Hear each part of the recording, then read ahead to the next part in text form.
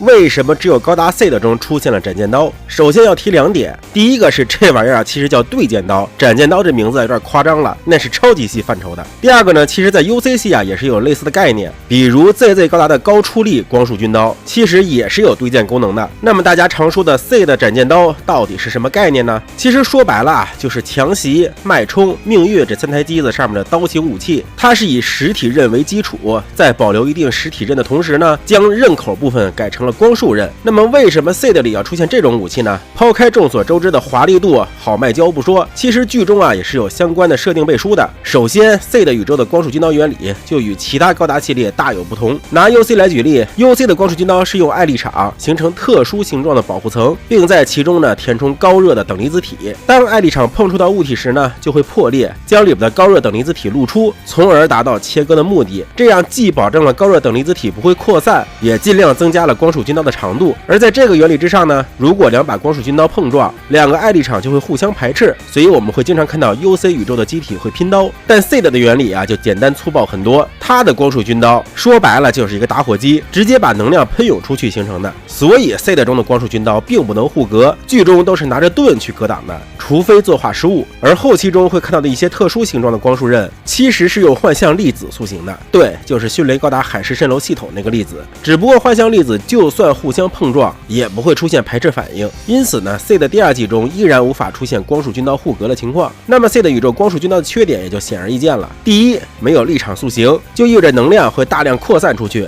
耗能将会增加。而又由于有中子干扰器的存在， Seed 宇宙中大多数机体都是非核能机，也就意味着能量紧张，因此光束刃就很难同时保证长度和威力。那么在对战舰时呢，这个缺点就会被无限放大。由于战舰体积较大，想要切到内部核心部位，就要让光束军刀保持一定的长度，而要想保持长度，威力又会有所衰减，因此对剑刀这种武器就有需求了。大家其实只要买过有斩剑刀的模型，都不难发现它的光束特效件是头尾都有喷射效果的，也就是说对剑刀上的光束刃是由2个打火机从2个方向对流而成的，这样就既保证了长度，又保证了出力。第二，Seed 中高达系列的 PS 装甲是可以将实体武器在一定程度上无效化的，而他们的盾牌上更是加涂了反光束涂层，所以就造成了本体物防高特防低，盾牌第1层也就是反光束涂层，特防高物防低，第2层 PS 装甲物防高特防低的结果。简单来说呢，就是必须先用物攻刮掉涂层，再使用特攻攻击里边的 PS 装甲。而能开上高达的驾驶员拿盾牌格挡光束武器呢，都是常规操作，因此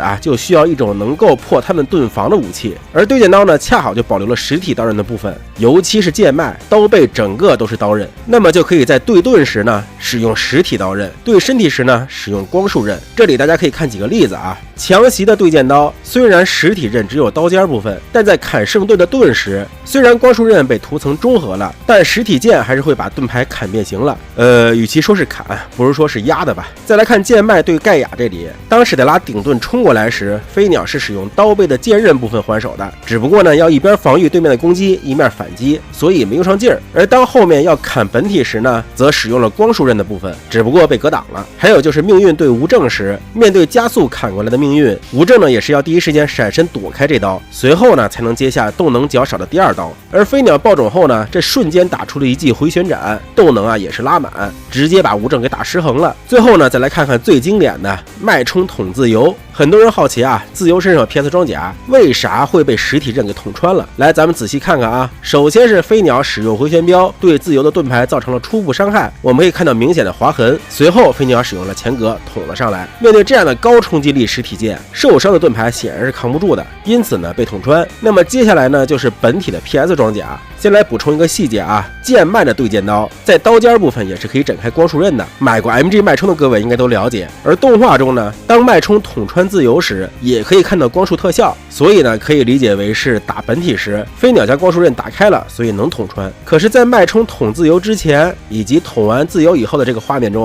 我们又发现刀尖上并没有光束刃。那么如果要排除飞鸟特意要手动开关，或者武器上有自动识别进行开关的这2点，那就是最后一个解释，冲击击力太大 ，PS 装甲也扛不住那种。毕竟之前的剧情里边也有大力出奇迹的效果 ，PS 装甲也不是物理防御无限高，在面对一台60多吨满速冲过来，还刀尖如此锋利的武器撞击时，被戳穿啊也不奇怪了。那么以上呢，就是结合 C 的宇宙背景设定以及实战分析所得出的为何 C 的需要对剑刀的结论了。当然了，这个武器说白了，主要还是对剑用。在动画中，除了飞鸟超常发挥，这个武器其实在对 MS 战中呢没有啥好成绩，而且就算是对剑刀爱好者飞鸟，也是常年对剑刀本身直接被对面给斩断了，这也是对剑刀最大的缺点了。对黄牌击师时效果十分有限，主要就体现在攻速上面，要么怎么会有被空手入白刃之辱呢？好了，以上就是本期视频了，喜欢的小伙伴大家可以点一个赞，你们的支持就是我更新的动力，咱们下期再见。为什么自由可以刀劈光束，看似耍帅，居然还有设定背书？在之前讲解 C 的宇宙为什么会有对剑刀的视频中，很多小伙伴好奇，既然 C 的宇宙中的光束军刀不能护格，那自由高达手劈光束的操作也不合理啊。那么今天啊，我就来给大家解释一下这个问题。不过在解释这个问题之前呢，先需要大家了解一下高达系列或者说科幻类小说常用的一种设定规则，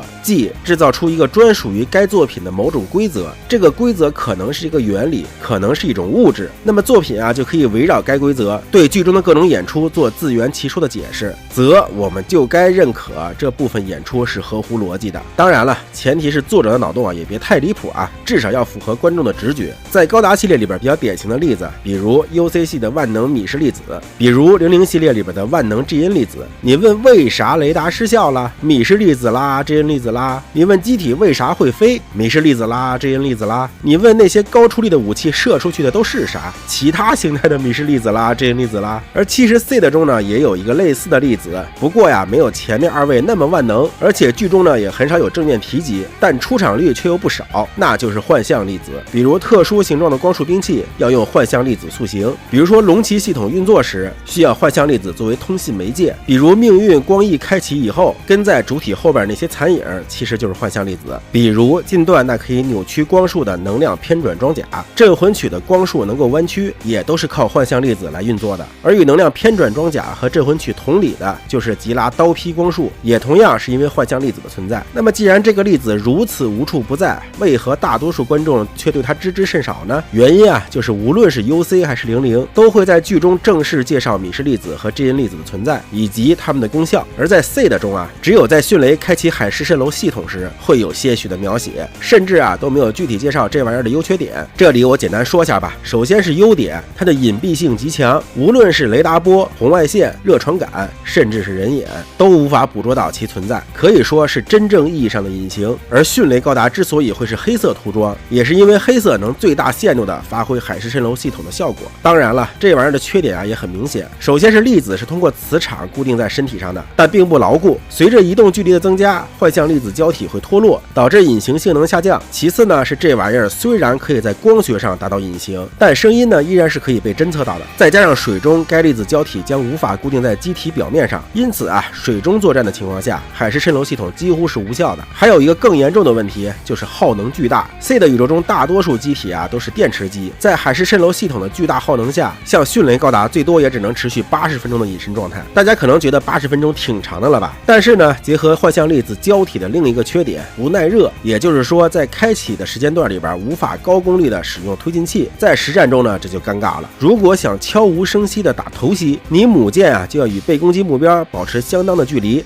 放出海市蜃楼机体，让他们一点点爬过去。如果算上这个路程时间以及到达目的地以后一些不确定的因素，比如寻找攻击目标啊什么的，所以算下来啊80分钟还是挺紧张的。另外呢，在海市蜃楼开启的情况下是无法开启 PS 装甲的，而且就算机体可以隐身状态下攻击，打2下以后呢，也会由于武器系统的发热导致隐形失效。以上这些呢就是海市蜃楼系统的缺点了。不过就算如此啊，这玩意儿也依然算是很变态了，它使得战略层面上的投袭变得过于简单，导致各国所有的防御系统啊都成了笑话。再加上这玩意儿是联合那边主导发明的，又是扎夫特这边用于实战的，所以等于两边啊都知道这东西有多邪门。于是在 CE71年，也就是 C 的第一季战争结束后的 U7 条约中，明令禁止海市蜃楼系统的再使用。当然了，众所周知，合约都是防君子不防大国的，联合军在第2季中依然使用的飞起。而且啊，虽然进了海市蜃楼系统，但没进幻象粒子呀，所以幻象粒子呢也在随后运用于各种技术层面里面。那么说回自由劈光束，同样是基于幻象粒子，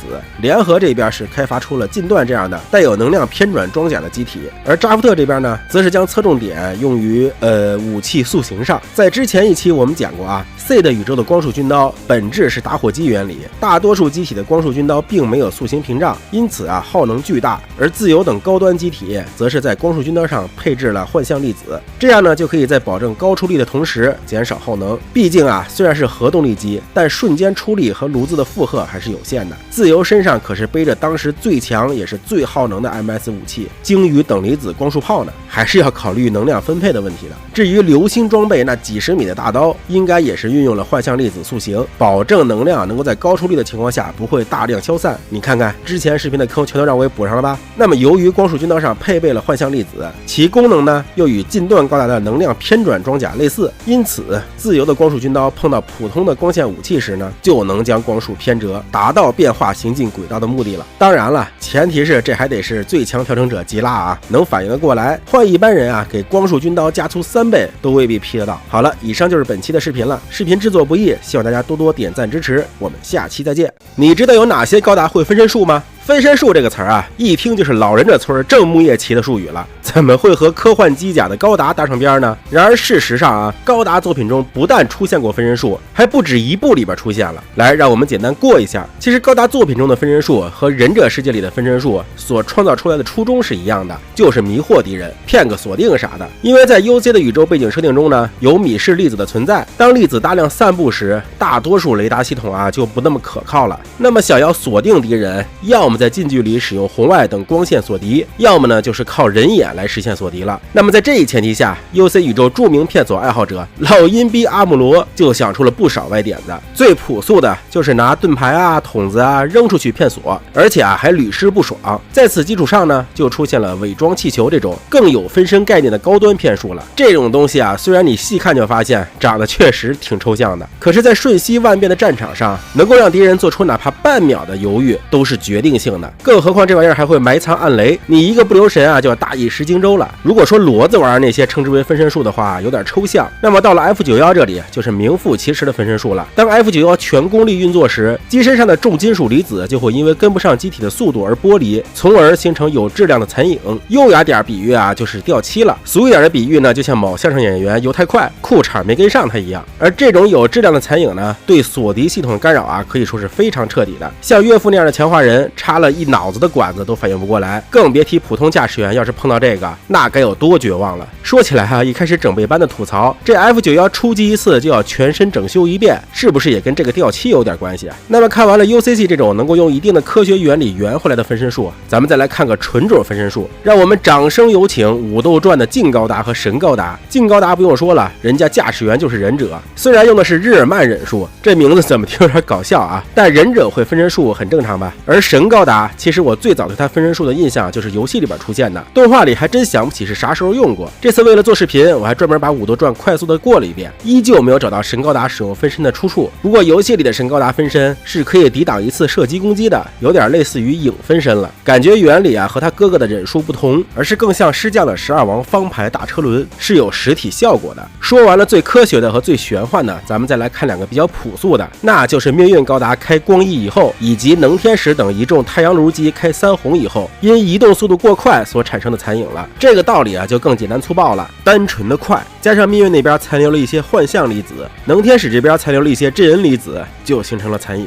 你现在拿出一根手指在眼前快速来回挥舞，也一样能看到残影。如果你能再水掉点手皮屑，恭喜你获得了与开启光翼后的命运和开启3红后的能天使一样的机能了。不过命运的这个啊，到了剧场版里边就真成了影分身了。对此好多观众啊就追问福田，这是什么原理啊？你快给我一个合理的解释。对此福田表示，帅就行了，画的时候也没有想那么多啦，等以后我们编好了再给你们出设定集哈，记得来买哦。那么除了上面说的这些分身术以外，其实高达世界还有一个真分身术，那就是 Plu。 同样的基因，同样的机体，从驾驶员到机甲都是一模一样，做好几份，你就说真不真吧。好了，以上就是我能想起高达系列中的分身了。关于这个话题，你还有什么补充的呢？欢迎在弹幕和评论区留言。今天视频这么多，视频制作不易，你们的点赞就是我更新的动力。咱们下期再见。